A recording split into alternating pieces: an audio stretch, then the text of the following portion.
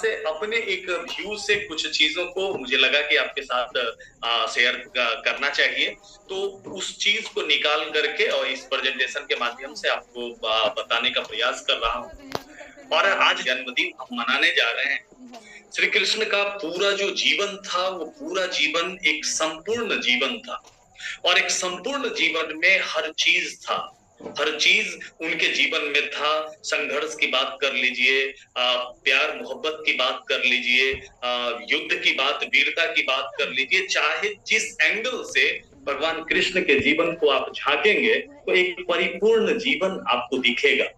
और ये बात आज की नहीं है, 5244 साल पहले से उतने ही विश्वास के साथ, उतने ही आस्था के साथ इस चीजों को, उनके जीवन में जो बातें हैं उसको मानव जाति अपनाता रहा है, अपने लाइफ में इंप्लीमेंट करता रहा। अब जरा सोच कर देखिए, 5244 साल किसी भी चीज को भूल जाने के लिए, खत्म हो जाने के लिए काफी होता है। लेकिन अब देख सकते हैं हर काल, हर युग में लोगों ने इस स्टोरी को अपना इंस्पिरेशन बनाया, अपनी प्रेरणा बनाया। और हमको लगता है कि कभी भी ये जो जीवन से जो सीख है और इनका जो जीवन है ये कभी भी पुराना नहीं होगा, और भी विश्वास के साथ लोग इसका अनुसरण करेंगे, लोग इसको फॉलो करेंगे।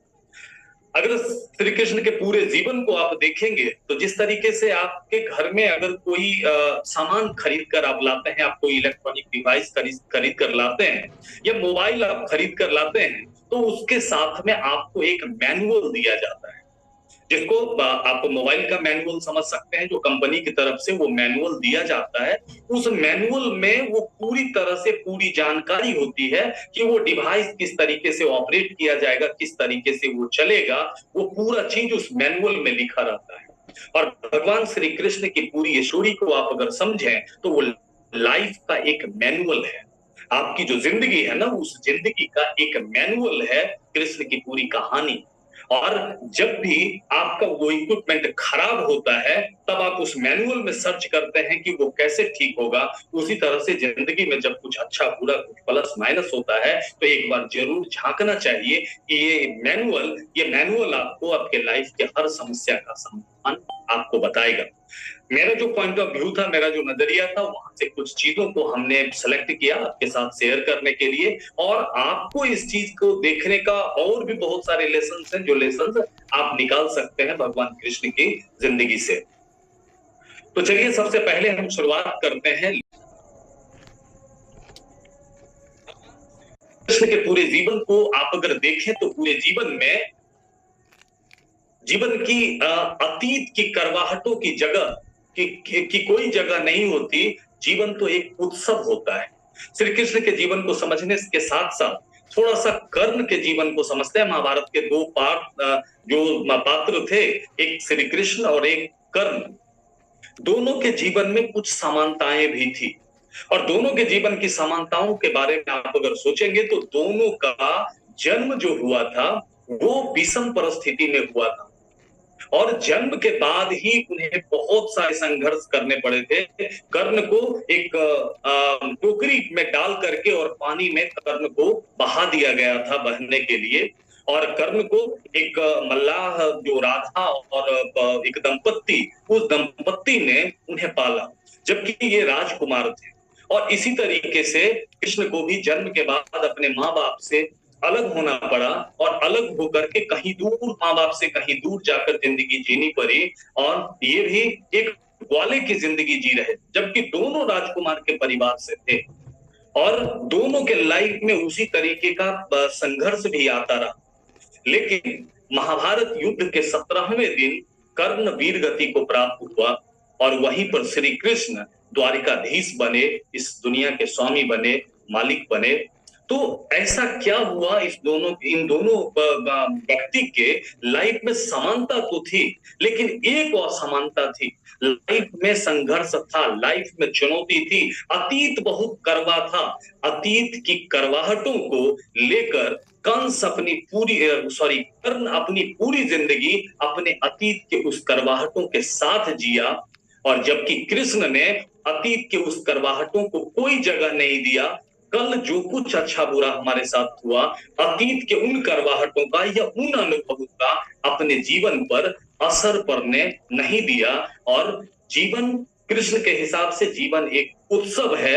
यहाँ हर चीज होगा, संघर्ष भी होगा, दुख भी होगा, सुख भी होगा, लेकिन ये समझकर जिंदगी को जीना है, क्योंकि जिंदगी जीना एक उत्सव है, एक ओकेजन है कि हम सभी लोगों को जीने का मौका मिला। और वहीं पर कर्ण इसी भावना के साथ अपनी पूरी जिंदगी जिया, और जिंदगी के लास्ट समय में उसे इस बात का एहसास हुआ। तो पहला लेसन हम सीख सकते हैं श्री कृष्ण की जिंदगी से, और हमको लगता है केवल इसको भी अगर हमने सीख लिया तो हमारी जिंदगी में बहुत बड़ा बदलाव होगा। आज जो हम जिंदगी जी रहे हैं ना, अपने अतीत के उन्हीं चीजों के लिए, हमारा जन्म ऐसे घर में हुआ, हमारी शिक्षा ऐसी हुई, हमारा स्कूल ऐसा हुआ, कल जो भी हमारे साथ हुआ, उन चीज को छोड़कर और भविष्य की संभावनाओं के ऊपर हम सभी लोगों को फोकस करना चाहिए। तो ये था पहला लेसन।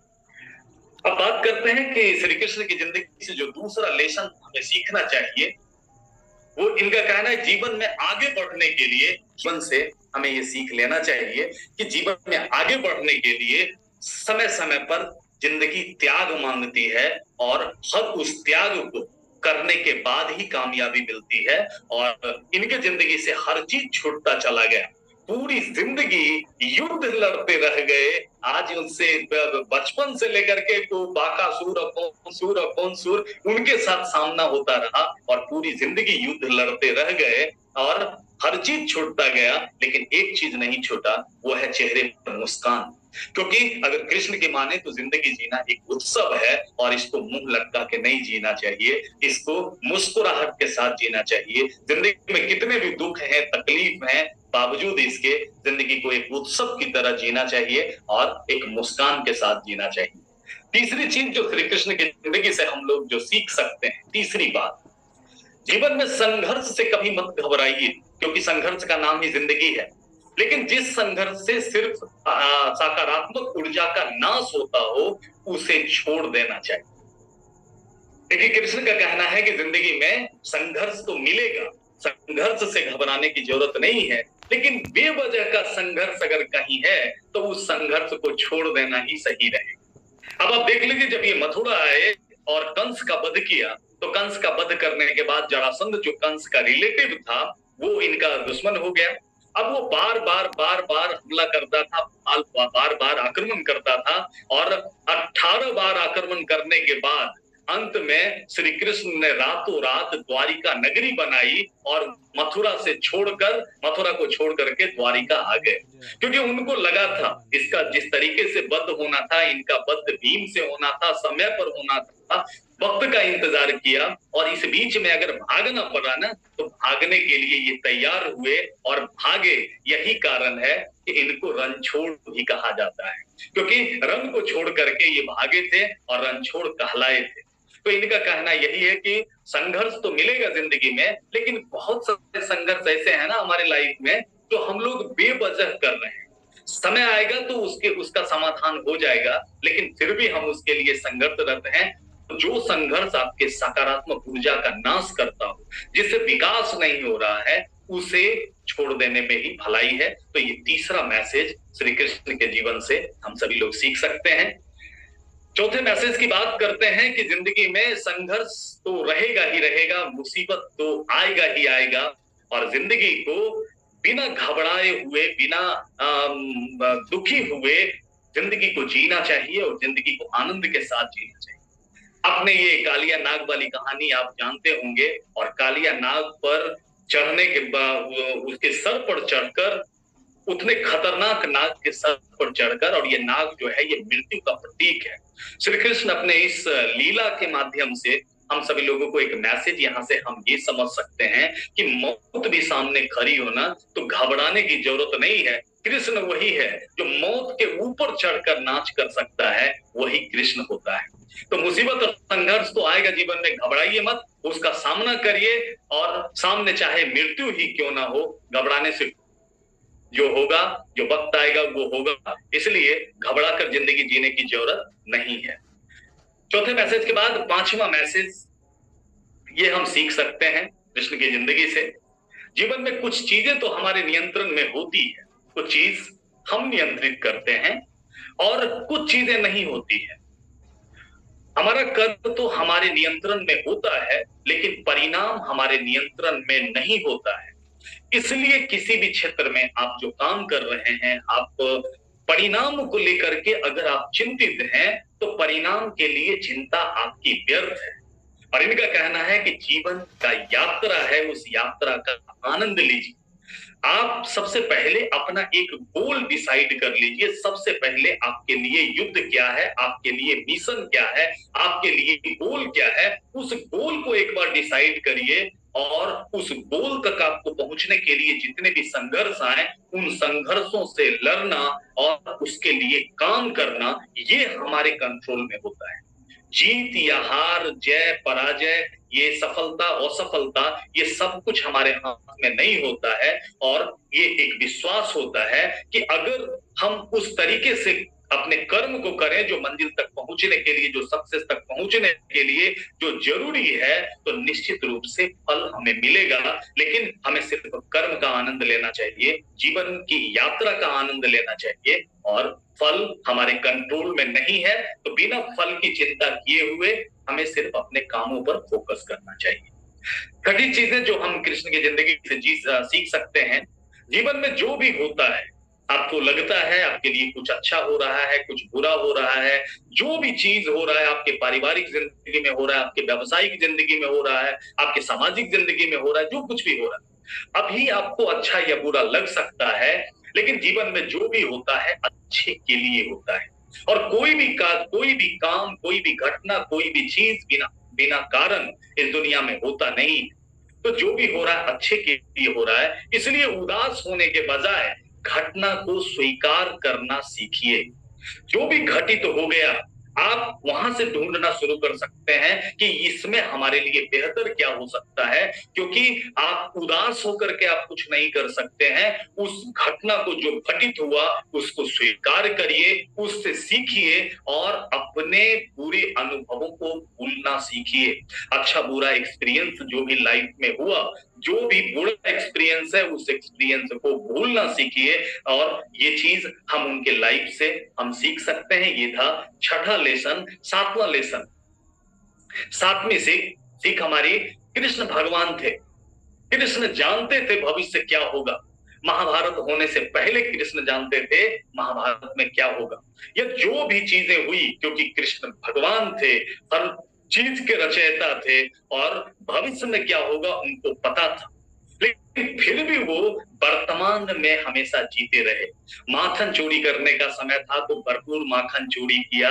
जब गाय को चराने के लिए जब आते थे अपने वाले साथियों के साथ में, तो जितनी मस्ती होती थी भरपूर मस्ती किया। वो भविष्य जानते थे, लेकिन अपने वर्तमान के हर एक पल को उन्होंने जिया। और इसलिए भविष्य क्या होगा उनको पता था, फिर भी वर्तमान में जीते रहे और उसी हिसाब से संघर्ष भी करते रहे। जब लाइफ के जिस पार्ट में संघर्ष का समय आया, उस संघर्ष को भी वो करते रहे। तो जब उन्हें भविष्य पता था और वो जी रहे थे, तो हमको तो पता नहीं। हम इतनी सारी चीजों को हम सोचे हैं, हम सब आगे की चीजों को हम फोकस में रखे हैं। तो इनको जब भगवान थे फिर भी ये वर्तमान में जीते थे। तो हम सभी लोगों को वर्तमान में जो जिंदगी मिला ना, कहने का मतलब यही कि उस जिंदगी का भरपूर आनंद उठाइए, भरपूर जिंदगी जिए। और आगे कर्म हमारे कंट्रोल में है, उस कर्म को अच्छे तरीके से हम करते रहें और जिंदगी में अच्छा ही होगा। आठवीं चीज जो हम सीख सकते हैं इनके लाइफ से, वो है बिना विनम्रता के बड़ी से बड़ी सफलता भी बेकार है।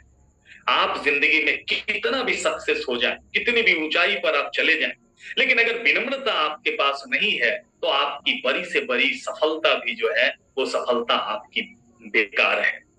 वो सफलता का कोई मायने नहीं है।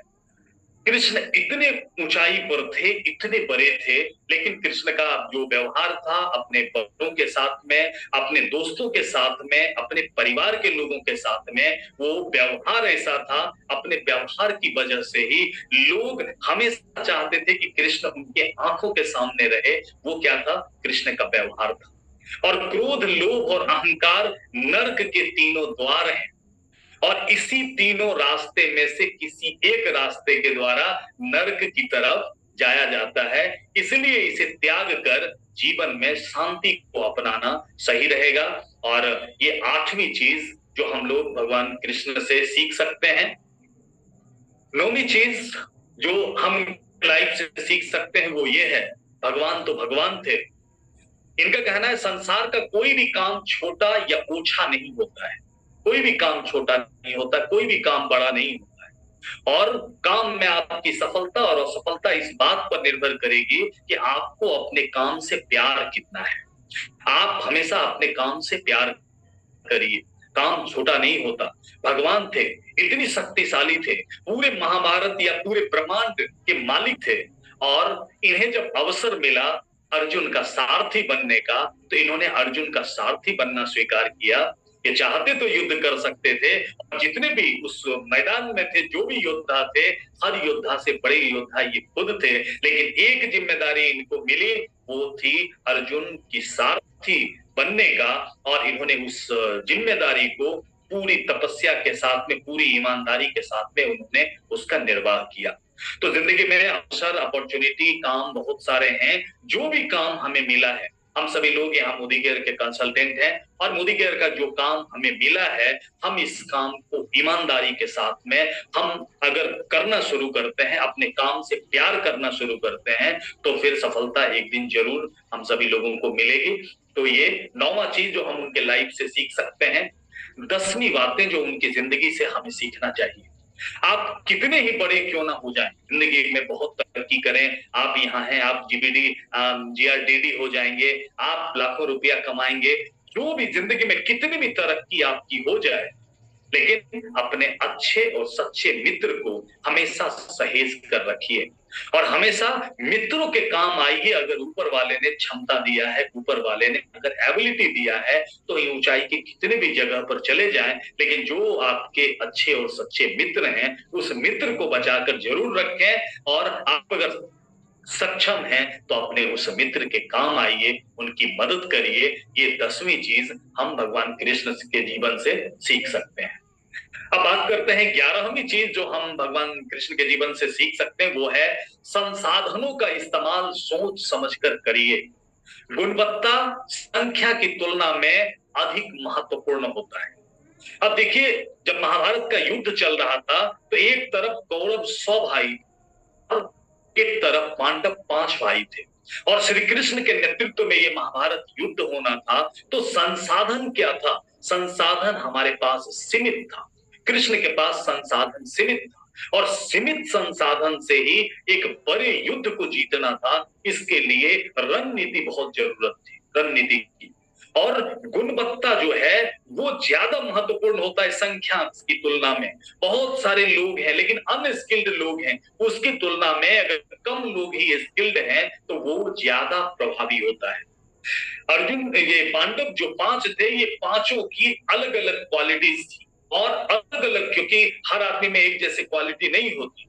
और भगवान कृष्ण के नेतृत्व में संसाधन का सही इस्तेमाल, एक संसाधन का क्या हम बेहतर से बेहतर इस्तेमाल कर सकते हैं, ये रणनीति कृष्ण को पता थी। और कृष्ण ने वो रणनीति बनाया और उस रणनीति के साथ इतने बड़े युद्ध को जीता। रणनीति, बड़े से बड़े विश्व पितामह को अगर मारना है तो विश्व पितामह कैसे होंगे, ये रणनीति, ये संसाधन, एक खंडी नाम का संसाधन इनके पास था, उसका इस्तेमाल किया। द्रोणाचार्य कैसे मारे जाएंगे, द्रोणाचार्य के लिए रणनीति क्या होनी चाहिए। मतलब इन्होंने संख्या के ऊपर नहीं, और जितने ही संख्या में भले कम ही लोग हैं, लेकिन वो स्किल्ड लोग होने चाहिए, और उसकी तुलना में गुणवत्ता ज्यादा महत्वपूर्ण है, रणनीति ज्यादा महत्वपूर्ण है। तो 11वीं चीज सीख सकते हैं। 12वीं चीज जो हम इनके लाइफ से सीख सकते हैं वो है संवाद की ताकत को पहचानें और विवादों को सुलझाएं।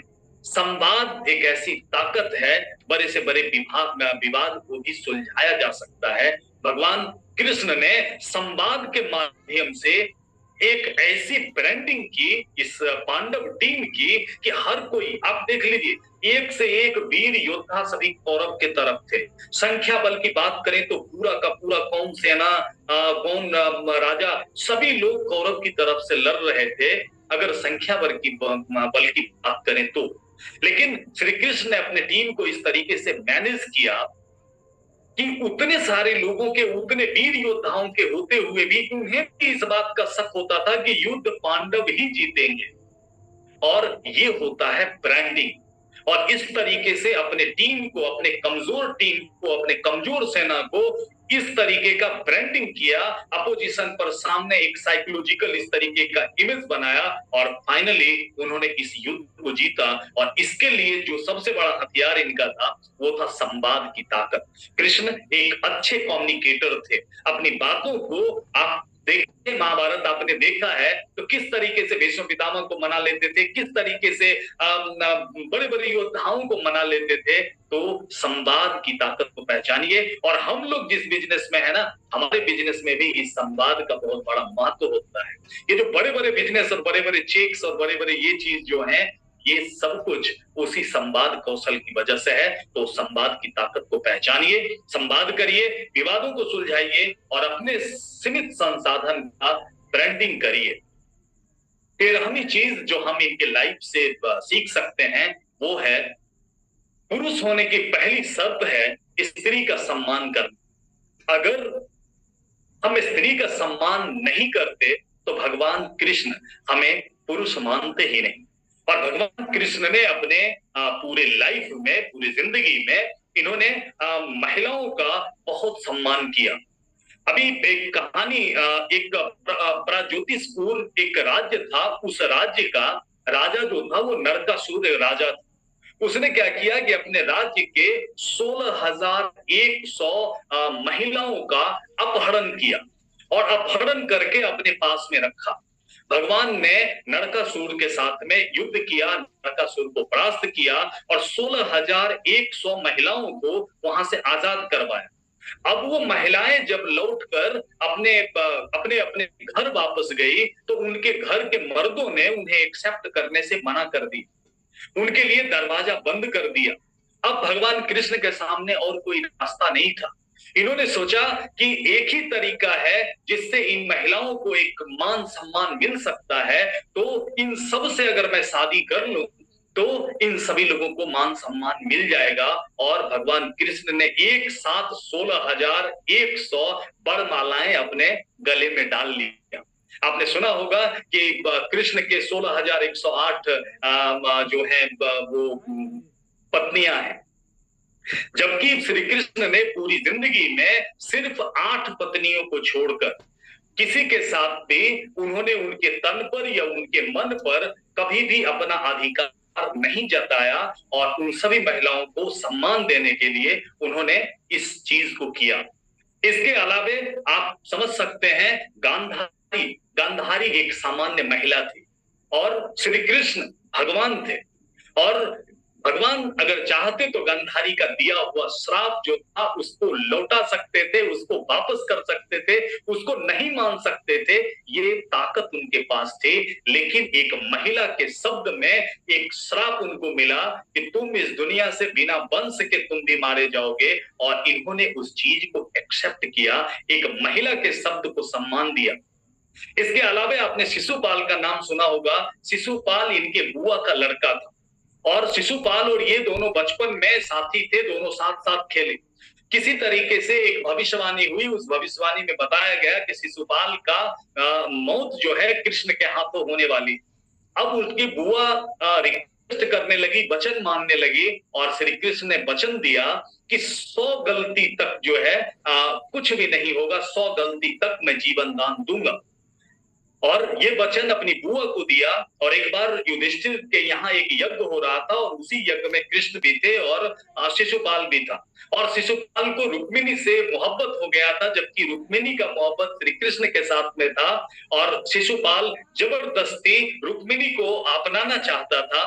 और उसी यज्ञ में शिशुपाल ने कृष्ण को बहुत भला बुरा बोलना शुरू किया।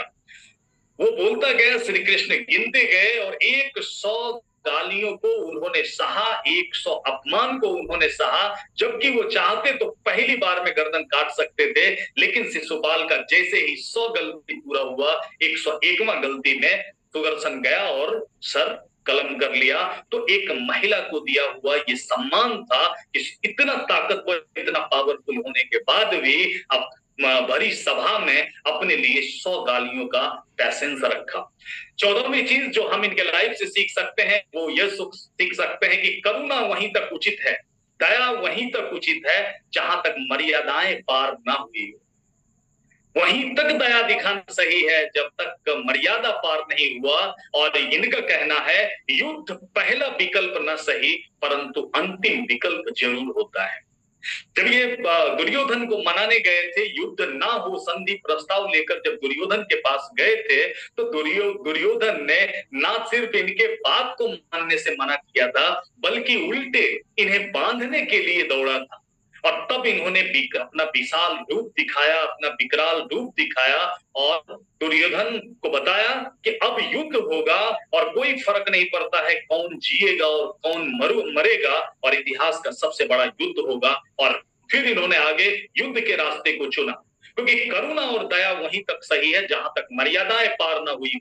शिशुपाल की करुणा शिशुपाल के प्रति वहां तक सही थी जहां तक मर्यादा पार नहीं हुई, लेकिन एक बार मर्यादा पार हुई तो अंतिम विकल्प जो है युद्ध जरूर होना चाहिए। तो ये 14वां चीज जो हम कृष्ण के जीवन से सीख सकते हैं। 15वां चीज जो हमें सीखना चाहिए, कर्म का जो सिद्धांत है वो कभी गलत नहीं हो सकता है, इसका फल जरूर मिलता है, आज न मिले कल मिले, मिलेगा जरूर। जो भी कर्म आप करते हैं, आप मोदी केयर के लिए काम करते हैं या जो भी कर्म आपने किया, उस कर्म का सिद्धांत ये कहता है फल अवश्य मिलता है।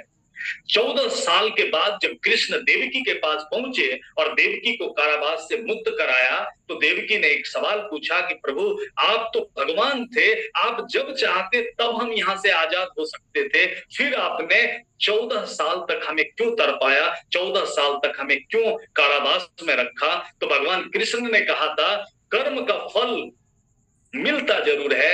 याद है आपको पिछले जन्म में आप केकई थी और आपकी वजह से 14 साल तक मैं वन में रहा था, तो उसका जो कर्म था वो कर्म आपको भुगतना था। तो कर्म का फल भगवान की माँ है, तो कोई फर्क नहीं पड़ता, कर्म का जो सिद्धांत है वो मिलता जरूर है। देवकी ने पूछा तो यशोदा कौन है? तो केकई ने बताया कि यशोदा कौशल्या है, जो पिछले जन्म में 14 साल अलग रही, तो 14 साल एक्स्ट्रा उन्हें भगवान के साथ रहने का मौका मिला। तो कहने का मतलब है कर्म का जो सिद्धांत है वो कभी गलत नहीं होता। अपना कर्म ईमानदारी से हमें करना चाहिए और परिणाम हमें जरूर मिलेगा। और 16वीं चीज, भगवान कृष्ण के जीवन में बहुत सारी रिश्ताएं थी, बहुत सारे संबंधी थे, बहुत सारे सखा थे, लेकिन उनके जीवन से एक चीज हम सीख सकते हैं कि माँ के बराबर कोई संबंध नहीं होता, माँ के बराबर कोई रिश्ता नहीं होता। कृष्ण कौन थे? कृष्ण भगवान थे, कृष्ण तीनों लोक के मालिक थे, कृष्ण संसार के सबसे पावरफुल योद्धा थे, इतनी ताकत थी, ग्रह नक्षत्र हर चीज को कंट्रोल में कर सकते थे। फिर भी माखन चोरी करके खाने के बाद वो अपनी माँ से मार भी खाते थे। माँ जब ओखली से बांध देती थी तो पूरे संसार को नचाने वाले के पास इतनी ताकत नहीं होती थी कि वो ओखली को खींच के आगे बढ़ सके। तो इनका मानना है कि संसार में माँ से बढ़कर कोई नहीं है। तो ये 16 लेसन्स जो मुझे भगवान कृष्ण के जिंदगी से मिली, हम सभी लोगों को इसका आचरण करना चाहिए, इसको अपनाना चाहिए। और ऐसा नहीं है कि आज इस प्रेजेंटेशन को हमने आपको दिखाया तो हम इन सारे चीजों को मतलब हम विजय प्राप्त किए हुए हैं, ऐसी कोई बात नहीं है। एक चर्चा आपके सामने रखा, आज बहुत सारी चीजों को हमने भी सीखा इस प्रेजेंटेशन को बनाते समय, तो मैं भी अपने लाइफ में इसको इम्प्लीमेंट करूंगा और आपसे भी उम्मीद करता हूँ ये चीज आपको अच्छी लगी होगी। और धन्यवाद। प्रोग्राम को यहीं पर समाप्त करेंगे और गुड्डू जी को एक बार अनम्यूट फिर से करते हैं।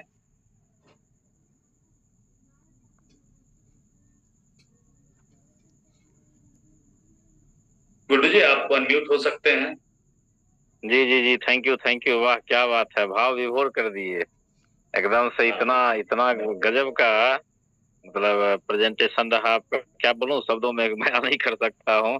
वो तो हमारे पार्टिसिपेंट्स जितने जुड़े हुए हैं, निश्चित रूप से आज एक भिन्न जानकारी मिली, जो जानकारी लाइफ के लिए अति महत्वपूर्ण। देख रहे हैं कि आप मतलब चैट बॉक्स में एकदम भरा पड़ा है, great session sir, great session. तो लाजवाब लाजवाब रहा। और आपको हमारा रिक्वेस्ट स्वीकार करके इस तरीके का प्रेजेंटेशन देने के लिए दिल से बहुत बहुत धन्यवाद। और निश्चित रूप चलिए, से आज आपको भर भी दिन में आप आज ही की वजह से किए। नहीं नहीं, बहुत बहुत लाजवाब रहा, बहुत लाजवाब रहा। तो चलिए दोस्तों, समय की अपनी सीमा होती है, समय समाप्त होने पे है।